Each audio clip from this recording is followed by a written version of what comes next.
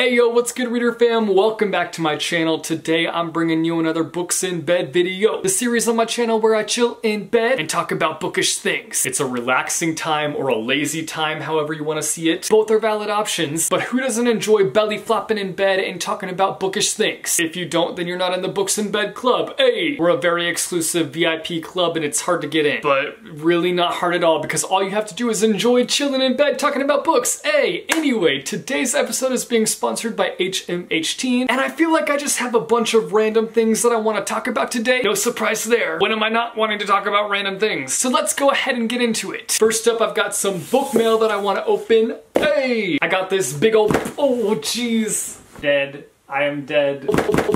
R.I.P. me. What I was trying to say was that I got sent this big old box and I can't wait to open it up. And I have been waiting to open it far too long. It's low-key been a test in my self-control. Because usually when I get book mail, I full-on destroy the package as if the book inside is suffocating and I have 10 seconds to save its life. Because I'm dramatic like that. Unboxing time, unboxing time. It is unboxing time. Hey! I just realized that I do not have a sharp object to open this with. A key. I'll use a key. My P.O. box key. Send me a letter. Here we go. Dang, that was a nice cut. I need to use this more often when opening book mail. Thank you, key. Watcha. Whoa. That was like the never-ending piece of paper. The first book that I see in here is the paperback edition of Bloodleaf by Crystal Smith with the new and fresh cover. New and fresh. Freshly fresh. I read Bloodleaf back in 2019, which why does 2019 feel forever ago already? Anyway, I really liked it and I feel like this cover redesign really fits the series. And then they sent me the sequel to Bloodleaf, which I have been anticipating, and that is GREYTHRONE. Wapow. Look at these beauties though. Not only do I really like the art style of these new covers, but I really like the color choices. Like, they are nice. Solid color choices. We stand this color palette. Oh yes, we do. A part of me wants to read the description for GREYTHRONE because I'm eager to find out what goes down, but at the chance of spoiling myself, I don't think so. I fear the descriptions on sequels these days because more times than not, they reveal way too much. They can't keep the spoilers in the box. They say pop goes to spoilers, but I will fill you in on what Bloodleaf is all about. The story follows Aurelia, who is obviously on the cover here. This is Aurelia. Say hello. Say hi to Aurelia. She says hi back. I'm glad I could introduce you guys, and in a way that is social distancing too. It benefits all of us. Aurelia is a witch, which normally would be dope. Like, who doesn't want magical abilities? But in her kingdom, it paints a target on her back. And people don't just see the target and ignore it. When an assassination attempt almost takes her out, she's like, okay, peace, I'm out of here. Y'all just can't let me be? You're threatened by my presence? Then fine, I'm gonna curtsy my way on out of here. She moves to a new kingdom where she hopes to create a new life for herself in a place where she can stay safe. But as stories like this go, safe is not something that she is allowed. But danger is, hey! A wicked mage is causing chaos and Aurelia must be the one to stop them. I really liked the direction that the first book took, and it's a retelling of the Goose Girl. I haven't read the Goose Girl, but if you've read the Goose Girl, that might be of interest to you. There's already a cover out there for the third book, EBONWILDE. Oh yeah, look at this set all together, the power they have. There ain't no beast in this set, it's just beauty and the beauty and the beauty. 3 beauties. The Bloodleaf paperback is already out if you are interested in checking it out, and GREYTHRONE hits shelves on September 1st. Thank you HMH for sending me these beauties. I went over on my Instagram at jessethereader if you want to follow me, and I asked you guys to submit topics for me to talk about today, and so I'm gonna choose one and talk about it. Hey. It reads, how do you feel about prequels or sequels coming out years after a book's release? It's kind of a tough question because I feel like it's kind of situational. Like, if it's a series that I die hard love and an author comes out of nowhere and is like, bam, look at that, I've got another book in the series coming out, or I'm going back and I'm writing a prequel. Of course I'm gonna be ecstatic about it. Give me that prequel, give me that sequel. But on the flip side, on the other side of that coin, if it's a series that I just kind of felt mediocre about, then of course I'm gonna be all womp.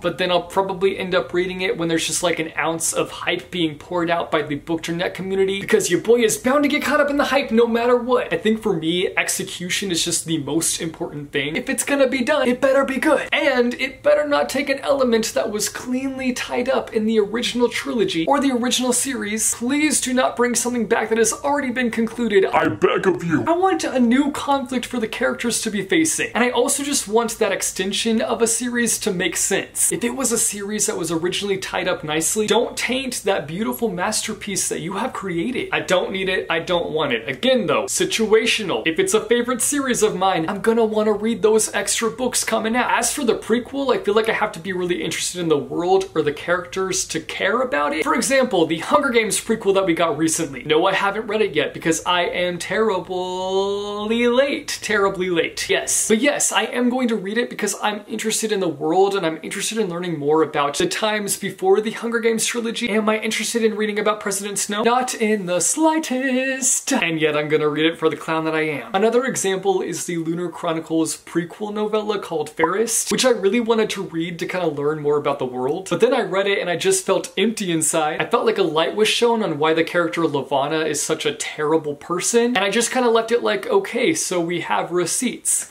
And what about it? It doesn't really change anything. She's still a terrible person. All of this to say, I don't mind prequels or sequels that come out later on, but I am biased in the fact that if it's for a series I love, of course I'm gonna be more excited about it than for a series that I felt iffy about. Simple as that. Next thing that I wanna talk about. Speaking of sequels, I wanted to talk about a few sequels that are coming our way. One of them is the Ready Player One sequel, which I honestly kind of forgot about it. Oops. And can I just say that it has one of the most shocking, shake up your world, drop that book you didn't realize you were holding kind of titles. Are you ready for it? Ready Player 2. Whose idea was this title? Like, who was it that had that light bulb moment and went, Ready Player 1? Why not Ready Player 2? The creativity is unmatched. Truly. I haven't read the description for the book and I don't think I plan on it before picking it up and reading it. I kind of want to just dive on in and see what it's all about. Also, not to be that obnoxious reader, even though y'all know I own that title, but I have the first one in paperback and I want to get the second one in paperback too because I'm obnoxious and I want them to be the same height. So I'm gonna have to wait a year for the paperback to get released. My life is over. Cancel everything. I hate everything. I'm just kidding. That's such a first world problem. I get why they tend to make you wait a year for the paperback, but I still hate it. Mostly because I have no patience when it comes to books, even though the act of reading books requires lots of patience. I'm gonna see if I can get it at my library when it drops, though I know that's gonna be like the Hunger Games Reader Edition, where we're all out here fighting for our spot in line to get the book.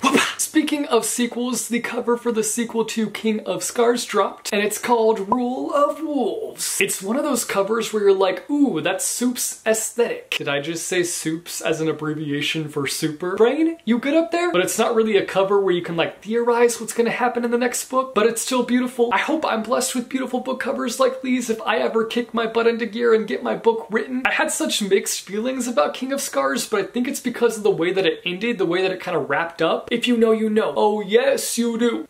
Like when I think of that book, I can only think of that ending. It's gonna need a reread from me before I even think about picking up that sequel. I also just really want to reread all of the Grishaverse books before the Netflix show drops, because I only really remember very vague details, at least about the Shadow and Bone trilogy, because I think I've read both Six of Crows and Crooked Kingdom 3 times now, so I know those books pretty well. Speaking of Shadow and Bone, did you see those collector editions we're getting? Like, excuse me, my wallet is crying because you are beautiful and it knows that I'm going to cave and buy both of you. I'm gonna need book publishers to stop dropping collector's editions that make me drool. I'm all drooled out. Big detour in conversation, but I recently did a pickup order at my local indie bookstore. This is the book I got. It's called Ghostly Tales, which I'm really excited about. I'm saving it for the spooky season because in this household we save the spoopy books for spoopy season. Anyway, I'm mentioning this because my indie bookshop has started selling these Bookish masks and they're so cool. Like, what says book lover in a pandemic more than a bookish mask? Well, maybe reading outside while wearing a mask. I probably won't get one because I already have 2 black ones that I wear, but if I somehow lose my masks or my dog finds my masks and takes it outside and buries it in a hole that I can't find, then maybe I'll treat myself to a bookish mask. Speaking of quarantine, has anybody else thought about how your favorite character would be handling quarantine life? Like, what would Kazbrecker be getting up to? I feel like he'd be going stir